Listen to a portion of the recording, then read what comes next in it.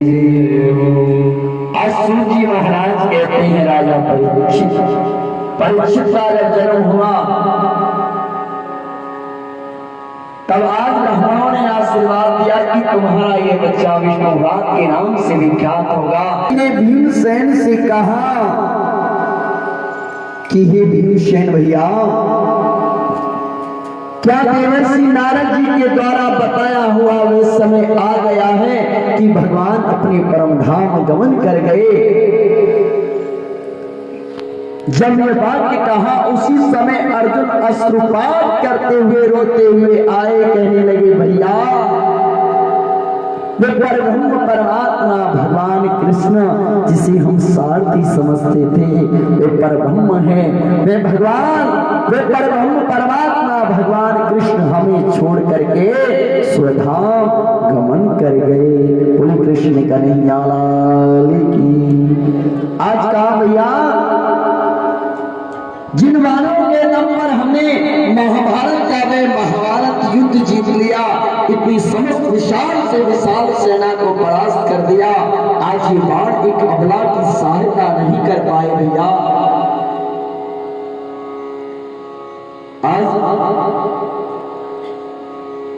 आज जब कहा कि वे परब्रह्म परमात्मा हमें छोड़ करके चले गए हैं, आज धर्मराज युधिष्ठिर मन में विचार करते हैं कि जब हमारे परब्रह्म ही चले गए, अब हम इस राज्य का क्या करेंगे।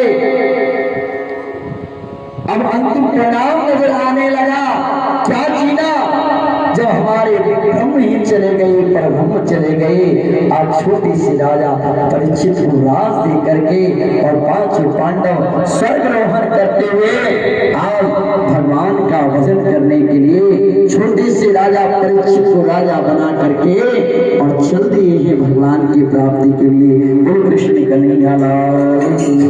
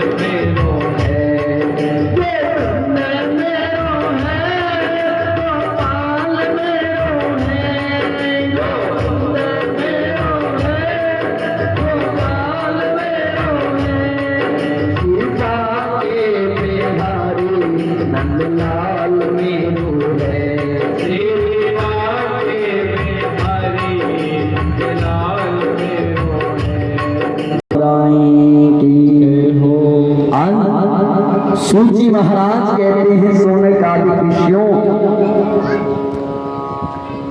परीक्षित जी का विवाह हुआ इरावती के साथ, जिनसे इनके जन्मे जय आदि 4 पुत्र हुए।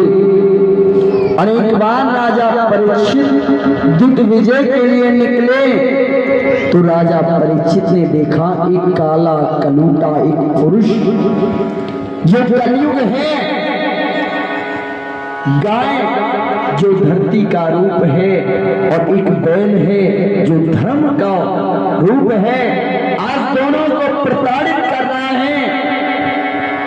और राजा परीक्षित ने आज कलयुग को मारने के लिए जैसी तलवार निकाली है, आज कलयुग शरणागत हो गया, चरणों में लेट गया, कहने लगा कि मेरा युग है, मेरा समय है और मैं आपकी शरणागत हूँ। राजा परीक्षित आप मुझे मत मारिए।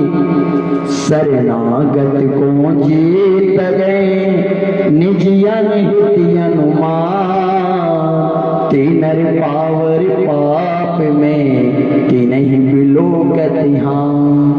शरण में आए हुए को कभी नहीं त्यागना चाहिए। आज राजा परीक्षित ने आज कलयुग को नहीं मारा।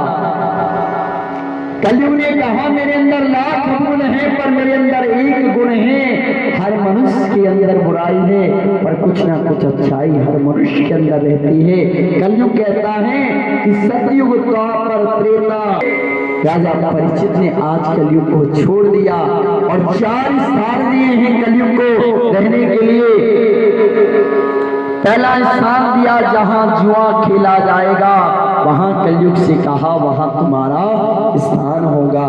दूसरा स्थान जहां मदिरा का पान होगा, वहां कलयुग का निवास होगा।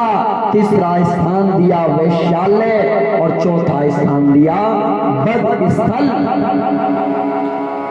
कलयुग ने प्रार्थना की राजा परीक्षित से, राजन मुझे एक स्थान और दे दीजिए रहने के लिए, 4 स्थान मेरे लिए कम है, मुझे एक स्थान और चाहिए, देने की है। तब राजा परीक्षित ने कहा मांगो तुम्हें एक स्थान किसमें चाहिए। कलयुग ने कहा मुझे सोने के अंदर स्वर्ण के अंदर स्थान चाहिए और वे स्वर्ण कौन सा हो, अनीति से किसी को प्रताड़ित करके धन लिया जाए, किसी को ब्याज पर पैसा दे दिया और उस ब्याज पर ब्याज लगा करके किसी की सामर्थ नहीं है और उससे उतना धन लिया, उससे जो स्वर्ण बनाया जाएगा। किसी के धन को छीन करके लड़कर झगड़ करके किसी की जमीन पर